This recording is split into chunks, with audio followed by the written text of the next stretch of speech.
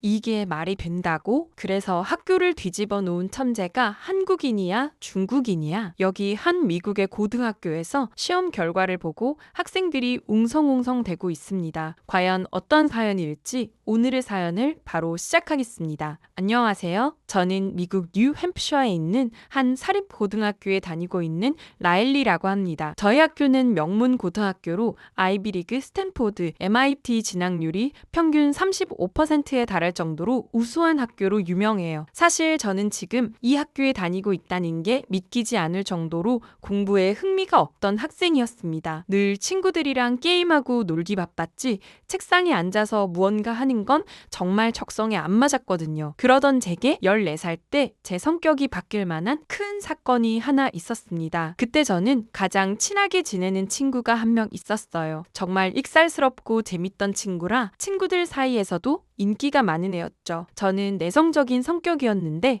그 친구와 단짝이 되면서 성격도 많이 밝아지고 외향적으로 변하기도 했어요. 저희 둘은 영혼의 단짝처럼 꼭 붙어 다니며 모든 걸 함께하는 사이였습니다. 그런데 어느 날 부모님께서 믿기 어려운 말을 하셨습니다. 그 친구가 갑자기 쓰러져 병원에 입원했다는 거예요. 처음엔 가벼운 빈혈이나 작은 사고가 났겠거니 했는데 알고 봤더니 친구는 암에 걸렸습니다. 그때 친구 병문안에 가서 얼마나 충격을 받았는지 모르겠어요. 고작 14살밖에 안 된 조그만 여자아이가 온갖 장비를 끼고 누워있는데 갑자기 모든 게 허무해졌습니다. 얼마 전까지만 해도 저와 자전거를 타며 아무 걱정 없이 놀던 친구였는데 혹시 친구가 죽을 수도 있다는 생각이 들었고 그 일은 제게 큰 충격으로 다가왔어요. 그땐 너무 슬퍼 학교에도 가지 않고 일주일을 방에 틀어박혀 있을 정도로 심한 우울증을 앓았습니다. 노는 것도 게임하는 것도 다 무의미하게 느껴졌죠. 친구가 아프고 나서 저는 다시 어두운 성격으로 변했어요. 마지막으로 면회 갔을 때 친구가 제게 네가 의사가 돼서 내 병 나중에 고쳐줘 라며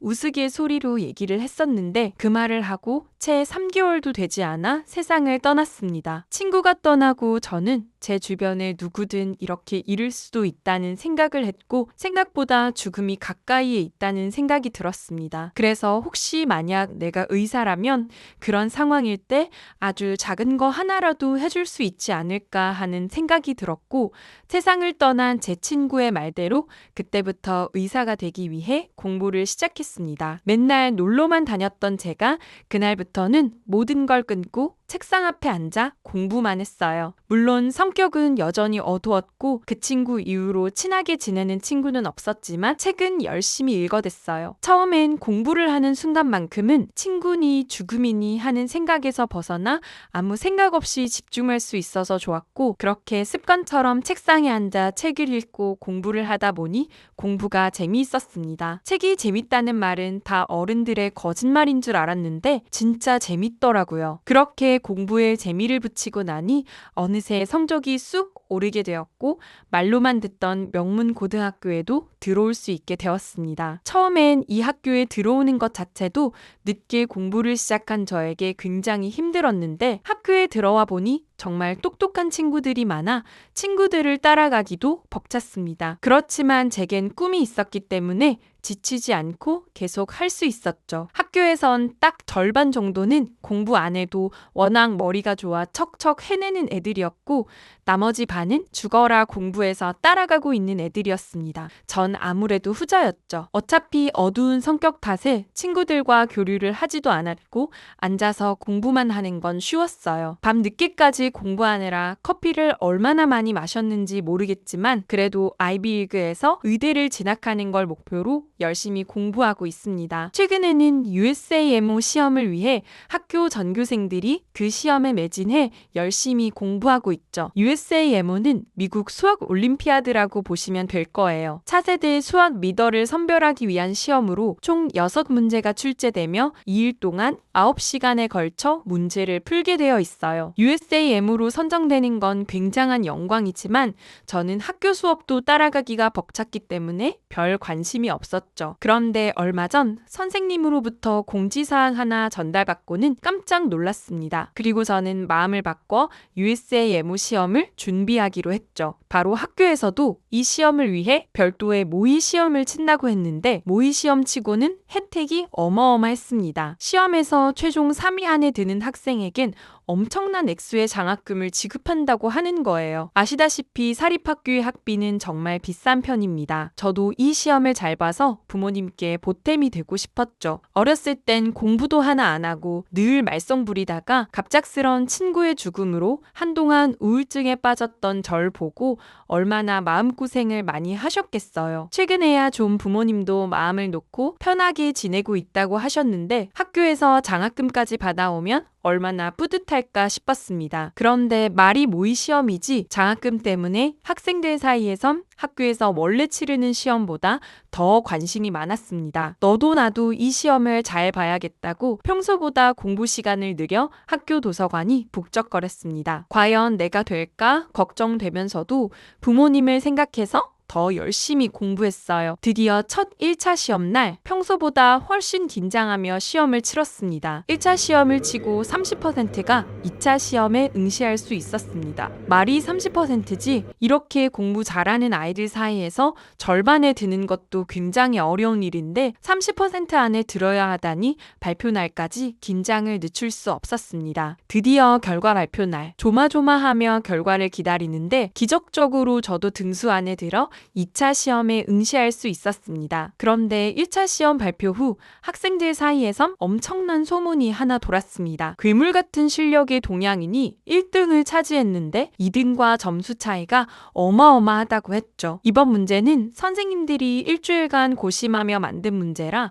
절대 고득점을 받을 수 없도록 출제했는데 선생님들까지도 혀를 내두를 정도로 굉장한 실력자라고 했습니다. 저희 학교 자체가 유학생이 별로 많지 않아 떠오르는 동양인은 딱 2명이었습니다. 한국인 세라와 중국인 준핑이었죠. 그런데 둘 중 누구라고 해도 놀라운 일이었습니다. 먼저 중국인 준핑은 학교에서 알아주는 천재였어요. 입학할 때부터 수석으로 들어왔고 모든 과제나 성적에서 1등을 놓친 적이 없거든요. 그런데 문제는 인성이 엉망이었어요. 저도 딱 한 번 그 애랑 같이 듣는 수업을 들어본 적이 있는데 너무 똑똑해서 그런가 늘 친구들을 무시하고 배려하고 눈꽃만큼도 없었죠. 그런데 그래도 워낙 성적이 좋으니 옆에 똥파리 같은 애들만 어떻게든 준핑이게부터 떨어지는 콩고물이라도 없나 싶어 따라다니고 있었습니다. 대부분 아이들은 준핑을 멀리했지만 자기를 따르는 애들이 있어서 그런가 준핑의 잘난 척은 날이 갈수록 심했죠. 그리고 나머지 동양인인 세라는 전학 온 지 얼마 되지 않았어요. 그런데도 인기 스타가 된 데에는 기막힌 사건이 하나 있었습니다. 저희 학교는 명문 고등학교인 만큼 학생들에게 다양한 체험 활동을 많이 시키기로 유명해요. 미국 학교는 공부뿐만 아니라 행사들을 많이 할 수 있도록 하는데 이런 게 나중에 대입에서도 중요하게 쓰이기 때문에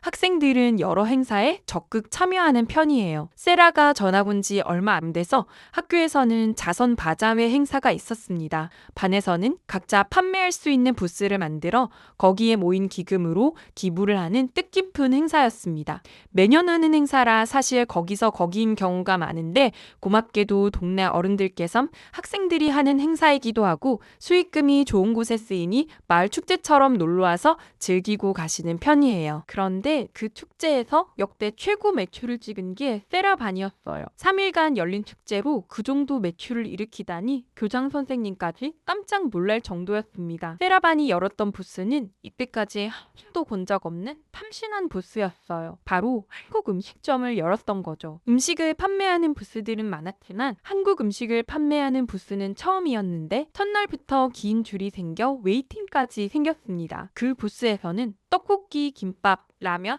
순대 이렇게 팔았는데 심지어 부스 운영을 해야 하는 다른 반 친구들까지도 그 반에 몰래 줄을 서기도 했어요. 저희 부모님도 가보시고는 순대는 처음 먹어봤는데 쫄깃하니 떡볶이랑 정말 잘 어울리더라고 하시며 배가 불렀지만 모든 메뉴를 다 시켜서 맛봤다고 하셨어요. 아무튼 그 모든 아이디어는 세라가 냈었고 음식뿐 아니라 부스에서 흘러나오는 K-팝부터 부스 디자인까지 전부 책임지고 운영했다고 했습니다. 이걸 처음 해보는 학생이 만든 게 맞는 건가 싶을 정도로 완벽한 부스였죠. 아무튼 그 일이 있은 후로 세라는 학교에서 인기 스타가 되었어요. 세라는 저를 모르지만 학교 학생이라면 모두 세라를 알고 있죠. 물론 세라가 부스를 선봉적으로 운영하긴 했지만 설마 이번 모의 시험까지 1등을 했을까 싶어 대부분 친구들은 중국인 균핑이 아마 1등일 거라 예측했습니다. 그런데 결과가 발표난 다음날 학교에서 이상한 공지가 하나 내려왔습니다. 갑자기 대회 규정이 바뀌어 계산기를 사용할 수 있게 되었습니다. 원래는 미국 학교에선 선생님에 따라 계산기를 사용할 수 있게 하는 경우가 많은데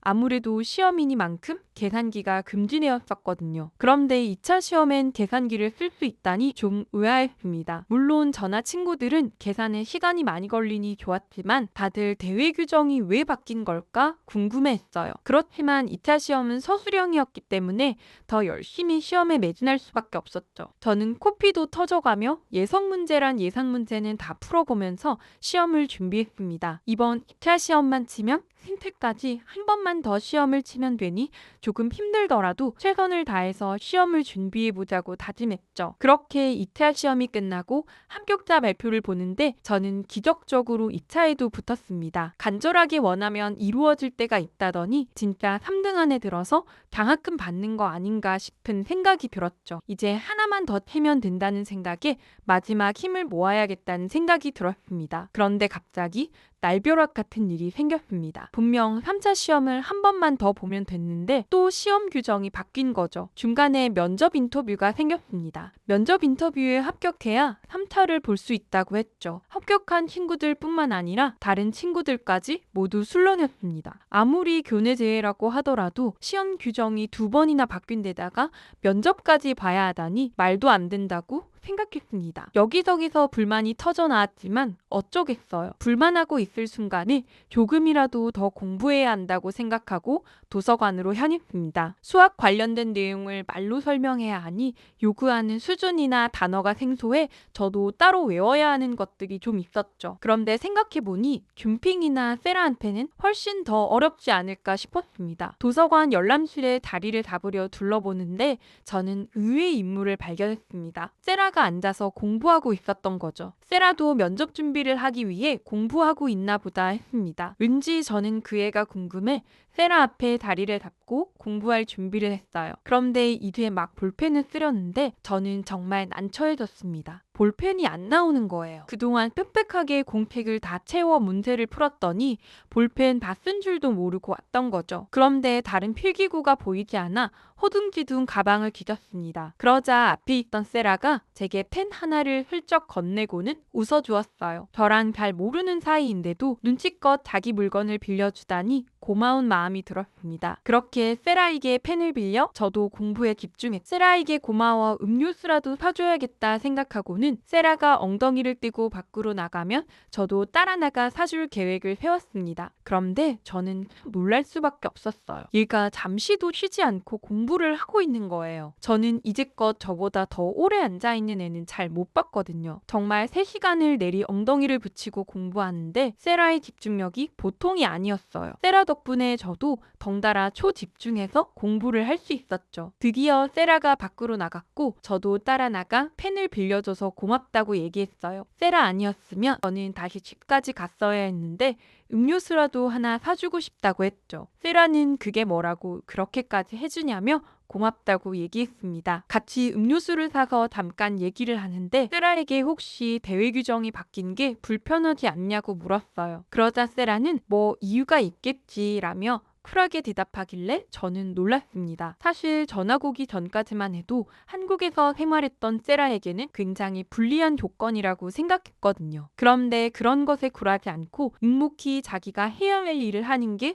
좀 멋있다고 느꼈죠. 그렇게 세라와 대화하고 함께 늦게까지 공부하고 헤어졌어요. 집으로 돌아오는 길에 세라와 했던 대화를 떠올렸습니다. 사실 다른 친구와 이야기하는 건 되게 실로 오랜만이었어요. 제 친한 친구가 그렇게 되고 나서 나서부터 저는 공부만 하고 다른 친구와 대화다운 대화를 해본 적이 없거든요. 처음엔 누군가와 친하게 되면 그 친구를 잃어버리는 것만 같아 다른 친구와 가까이 할 수 없었습니다. 그게 익숙해지니 점차 친구들도 저와 거리를 두었고 저도 딱히 친구를 만들어야겠다는 생각을 하지 않았어요. 그런데 오늘 세라 덕분에 도서관에서 지치지 않고 공부할 수 있었다는 생각이 들었습니다. 세라가 열심히 하는 모습을 보면서 저도 따라 열심히 할 수 있었고 세라와 함께 음료수를 마시며 기분 전환을 할 수 있었어요. 함께 마음을 나눈 친구가 생긴다는 건 이렇게 좋은 일이었는데 그동안 제가 스스로를 너무 외롭게 만들었나 싶은 생각이 들었죠. 세라는 참 따뜻하고 좋은 아이여서 친하게 지낼 수 있으면 좋겠다고 생각했습니다. 그렇게 3차 시험을 치르기 전 말도 안 되는 규정 변경으로 면접 시험을 보게 되었습니다. 저와 같이 면접을 보는 팀 중에는 줌핑도 있었죠. 면접은 4명이 동시에 같은 문제 2개를 받고 답변을 구상할 시간이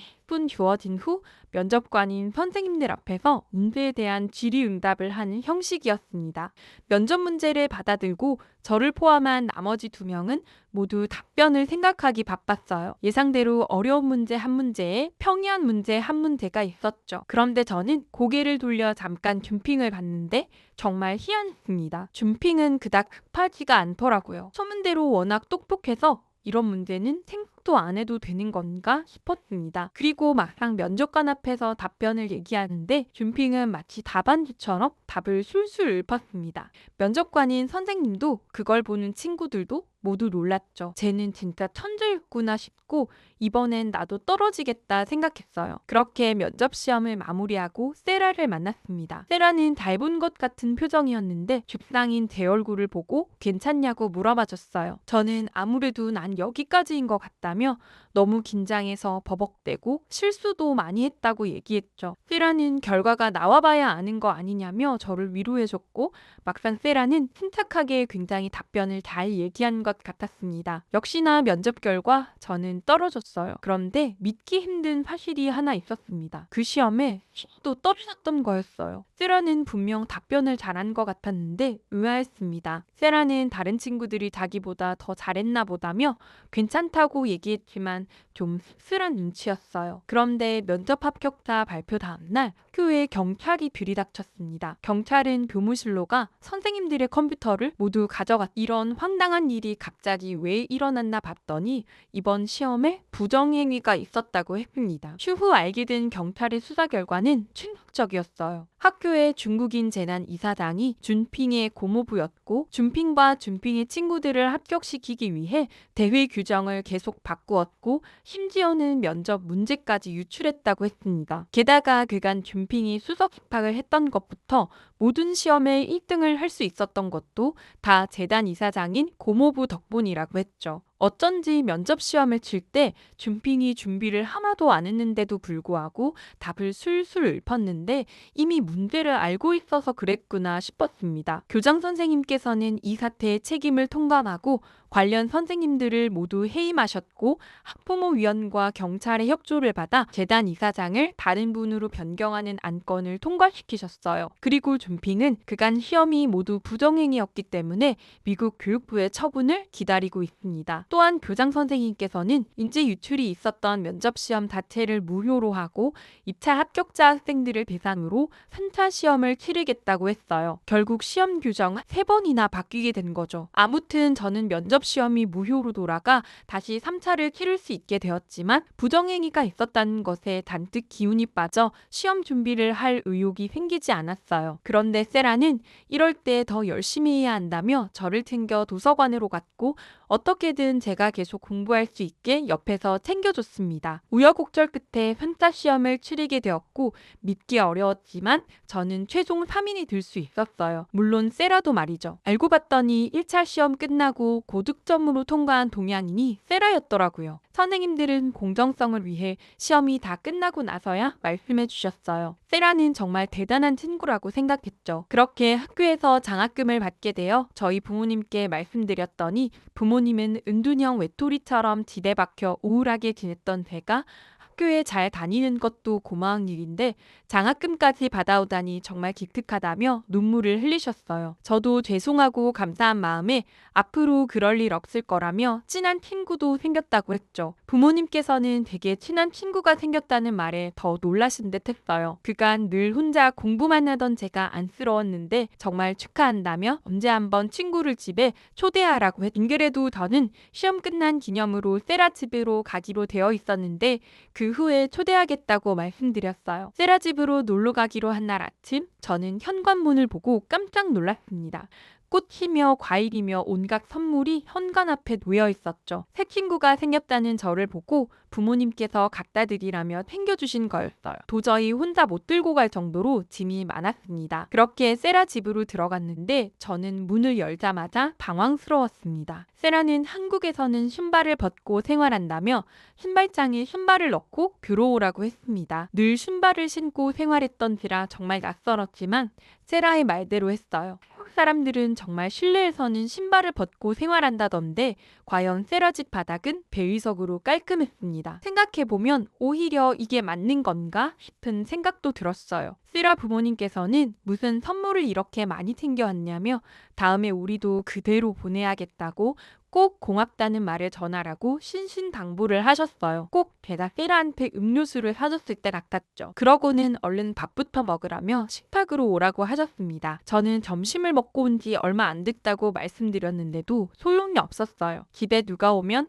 꼭 뭘 먹여야 되는 게 우리 엄마 특징이라며 세라가 저를 데리고 식탁으로 갔습니다. 식탁에는 정말 매워 보이는 음식이 놓여 있었습니다. 너무 맵진 않을까 좀 거부감이 들었어요. 세라는 이거 먹고 우리 집에 맨날 오겠다는 애들이 한둘이 아니라며 하나도 안 매우니 먹어보라고 했습니다. 세라는 양념치킨이라는 건데 닭을 튀겨서 빨간 양념옷을 입힌 거라고 했죠. 저는 매운 걸 잘 못 먹어서 조심스럽게 한 입 먹어보고는 눈이 번쩍 뜨였어요. 맵기보단 달콤하고 고소한 게 점심을 분명 먹었는데도 얼마든지 더 먹을 수 있을 것만 같았습니다. 이런 음식을 언제든 먹을 수 있는 세라가 부러웠죠. 그렇게 저는 세라와 단짝이 되었고 놀 땐 놀고 공부할 땐 또 공부하는 절친한 사이가 되었습니다. 마음을 나눌 수 있는 친구가 있다는 건 참 좋은 일이더라고요. 저와 세라는 서로에게 힘이 돼주며 아이비리그를 목표로 같이 열심히 공부하고 있어요. 대학 합격하고 나면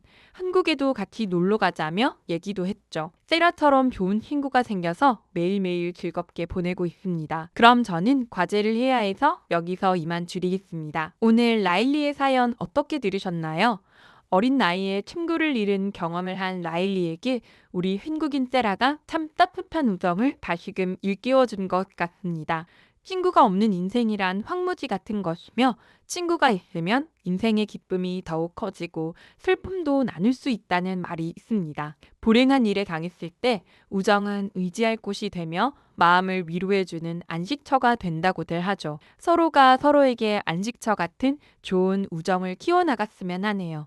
마음이 따뜻해지는 사연이었습니다. 다음에도 마음 따뜻한 사연으로 돌아오겠습니다. 구독, 좋아요 잊지 않으셨죠? 끝까지 들어주셔서 감사합니다. 또 뵙죠. 이상 감동필름 김수정이었습니다.